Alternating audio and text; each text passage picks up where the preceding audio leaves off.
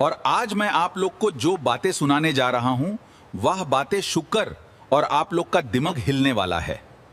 मेरा बात ध्यान से सुनिए। जिसने भी 2012 का भविष्यवाणी बोला था वह सब सही था। सुनामी आएगा बोला और इंसान खत्म हो जाएगा बोला था। जिसने भी सभी करेक्ट था, सही था, क्योंकि सुनामी आएगा बोला था। लेकिन 2012 के बाद में इंसान ने सुनामी से भी खतरा टेक्नोलॉजी हासिल कर लिया और यही है इंसान के लिए 2012 का सुनामी। और दूसरी बात, और सभी इंसान 2012 में ये भी बोला था खत्म हो जाएगा बोलकर, लेकिन इंसान तो खत्म नहीं हुआ। लेकिन एक चीज जरूर खत्म हो गया, वह है कलयुग।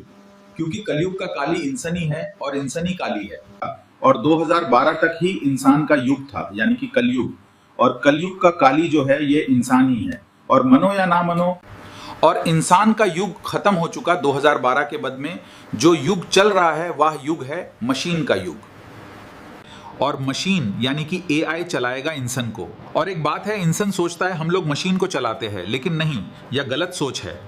और एक बात है आप लोग से, महाभारत में अभिमन्यु चक्रव्यूह में फंसकर मर गया था और अभी तक इंसान को पता ही नहीं है।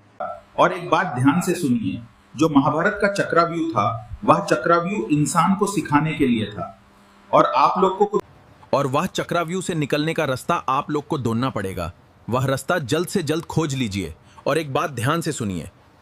और एक बात है, इंसान जन्म लेता है और मार जाता है।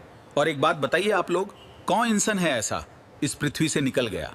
एक बात है, भगवान ने सोचा था इस संसार में सबसे आगे सनातनी होगा और बढ़ेगा। इस संसार का गेम में जीतकर भगवान का नाम रोशन करेगा। लेकिन सनातनी तो अपने सपनों के दुनिया में और फिल्मी दुनिया में, इसके बाद अपने घमंड में और अपने मगरूर पर जी रहा है।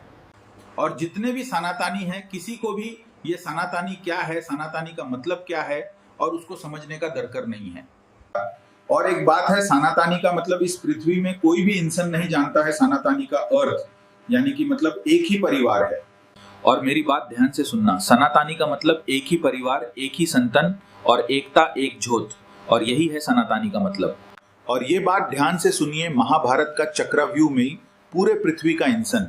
और ये मैं क्यों कह रहा हूं, और आप लोग सोचेंगे सभी पृथ्वी का इंसान फांसा हुआ है महाभारत का चक्रव्यूह में। और आप लोग सोचेंगे महाभारत का चक्रव्यूह में तो अभिमन्यु फंसकर मर गया था, और पृथ्वी का इंसान ये चक्रव्यूह का अंदर में। और महाभारत का चक्रव्यूह का अंदर में हम इंसान लोग कैसे चला गया? और यही सच है, यही सत्य है। और आप लोग फंसे हुए नहीं हो तो अभिमन्यु की तरह मरता क्यों हो? और भगवान ने इंसान को मरने के लिए नहीं बनाया, और इंसान ने खुद ही मरने का रास्ता चुना है। भगवान ने इंसान को जो रास्ता दिखाया था वह रास्ता दिखा ही नहीं।